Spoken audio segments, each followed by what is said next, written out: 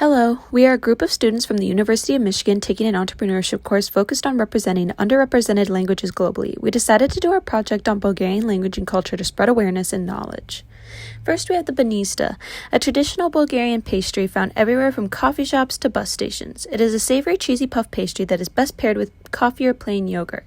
During the holiday season, Bulgarians often put lucky charms, coins, and pieces of paper with wishes to celebrate the new year. There is also shembe, a popular soup made with tripe, which is the stomach lining of cattle, often made by boiling milk and adding the tripe and spices such as paprika and garlic. Now, this soup may not sound up your alley, but is a well-known cure to hangovers. Next, we're going to talk about family. Bulgarian culture is very family-oriented. Historical accounts of Balkan family structure often discuss the Zedgura, an extended joint family household said to have disappeared by the early 20th century. As time has moved on, this is less common. However, as urban living costs increase, it commonly takes two people to bring in the income, and thus grandparents live in to take care of the children while the parents are at work. Bulgaria has a rich history, which can be found in the thousands of libraries and chitalish cultural centers, similar to reading rooms, that are found in even the smallest villages. Among the most influential works of art were the secular and realist paintings of Zahir Zograf in the 1st century and Hristo Točvek in the second half. Opera also remains very popular. The Bulgarian theater is an also popular source of entertainment. Here are some social norms in Bulgarian culture. They are more direct than in other countries. Strangers don't often chat and greet each other the way that they do in places such as the US. However, once you know a person, there is a lot of warmth and friendship. People help each other. People spend time together at coffee shops frequently and can stop by each other's houses without an invitation. It is also common in Bulgaria for people to have softer voices when speaking. Here's some popular holidays in Bulgaria. On March 1st, we place Martinetska, white and red threads on our bodies for health and happiness. On March 6th, it is a holiday and a day off work to celebrate St. George. People cook and get together. Bulgarian language is a member of the Slavic language family and is spoken by over 9 million people primarily in Bulgaria, but also in parts of Greece, Turkey, Romania, and Ukraine. The roots of Bulgarian language can be traced back to the Slavic tribes that eventually settled in the Balkans in the 6th and 7th centuries. These tribes formed an empire which emerged in the late 7th century and lasted until the 11th century. In the 9th century, brothers Cyril and Methodist, two Byzantine Christian theologians, created the Glagolitic alphabet and Old Church Slavonic, which became the ceremonial language of the Bulgarian Orthodox Church.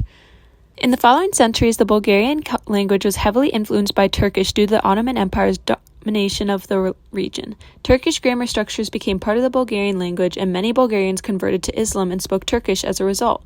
After the country gained independence from the Ottoman Empire in 1978, the Bulgarian language went under a process of standardization and modernization.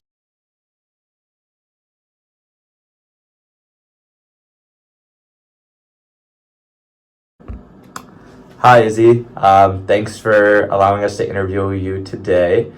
Just to start, can you tell us your full name, your age, the language you speak, and where you're from? Yeah, absolutely. So my name is Izzy Martini. I am 22 years old. I'm from Farmington Hills, Michigan, but originally from Bulgaria, and I speak Bulgarian. So can you speak a little bit more towards your community, such as how many people there are? What was it like? Maybe a contrast between how it was then versus how it is now? Yeah, absolutely. So I grew up in Bulgaria, which is a country in Eastern Europe.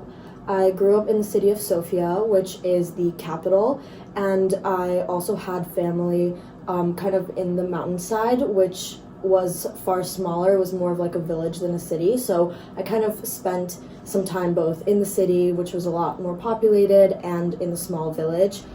It is very homogenous, I would say. Everybody kind of looks the same, has the same set of beliefs, very, very different than what it's like in the US. So I think that one big thing for me when I ended up moving to the US was seeing how many different people there were was kind of a big culture shock for me. So I think that was like the biggest differentiator between the two. And now I try to go back to Bulgaria as often as I can because I still have family there. And from what I've seen, a lot of it kind of remains the same as what I remember, still very homogeneous. A lot of people who are from Bulgaria tend to stay there and not really leave. So the same people that I knew growing up are still there. I still get to see them all the time. So very, very similar from then versus now. So I know you touched upon it a little bit, but can you speak a little bit more towards your journey to Michigan and maybe some more cultural differences between Bulgaria and Michigan, especially towards the language? Yeah, absolutely. So I lived in Bulgaria for about 10 years. I was born and raised there, and then I lived in Syria for a year, and then I moved to the US and to Michigan specifically. My family didn't really have plans to ever come to the US. It was kind of a just a situational thing. We kind of just had to come to the US. So my family really wasn't expecting it, and coming here was definitely difficult for us. I think that the biggest challenge was not having that community that speaks Bulgarian, at least not one that we could easily identify. And all of my family is still in Bulgaria and Syria, so we didn't really have family to speak with and things along those lines. And especially for my mom, this was really, really hard because the rest of my family knew English coming here, but she didn't. So communication was a very difficult thing for her and still is. And I know that besides us speaking in Bulgarian with her, she doesn't really have that sense of community to this day because there's just not that many people here that speak Bulgarian. Great, thank you. Can you talk about your ties to the language today and how you'd say you use it now? Yeah, absolutely. I would say that I still use Bulgarian on a day-to-day basis. Anytime I communicate with my family, our main language of communication is Bulgarian, especially with my mom. As I mentioned before, she mainly speaks Bulgarian, and also it is the language that, I was born and raised on, so I definitely will say I'm most comfortable communicating in Bulgarian. Even though I live in the US and talk to my peers in English, I still feel very, very comfortable communicating in Bulgarian. I also try to still watch some shows and movies in Bulgarian just to kind of remain connected to the language as well.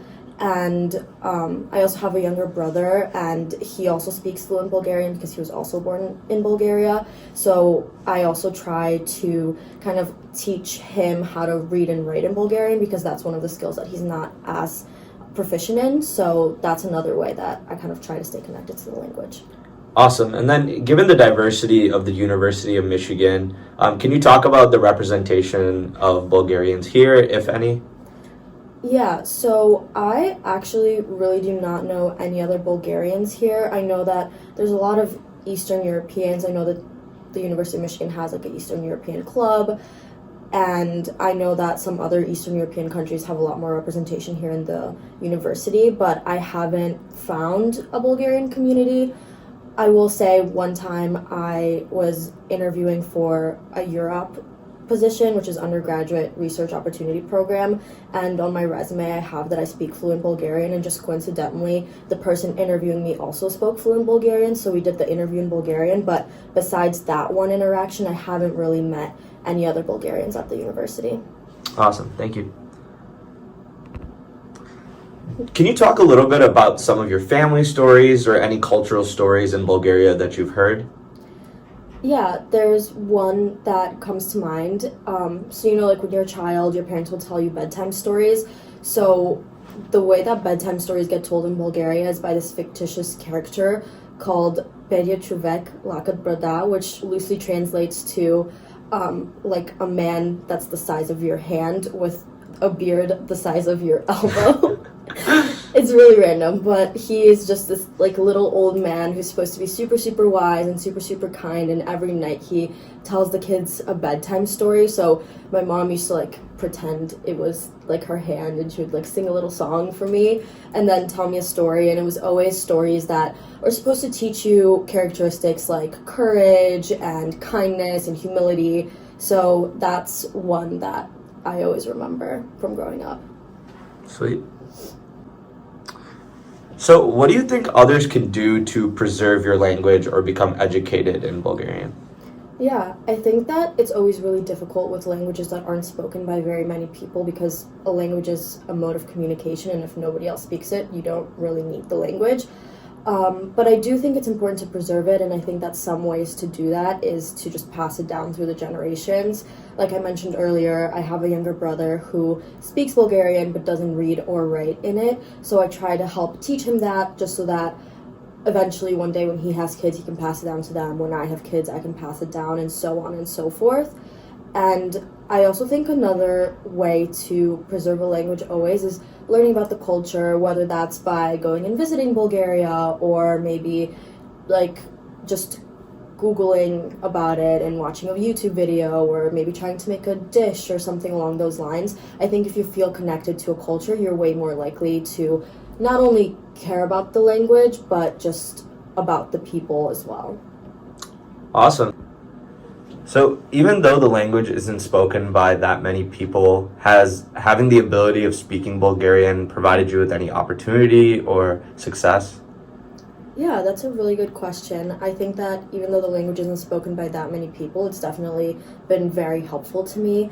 I think just in general, being able to speak a second language, I think is always very useful because it makes learning additional languages way easier. So for example, Bulgarian is very like closely related to like Russian or Ukrainian. So even though I don't speak those languages, I can very loosely understand when people are speaking in them, and it helps kind of bridge those kind of communication gaps at times.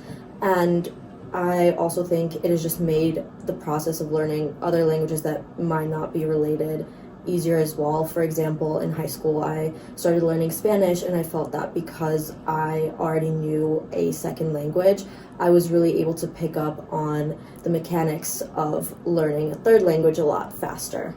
Awesome. Thank you.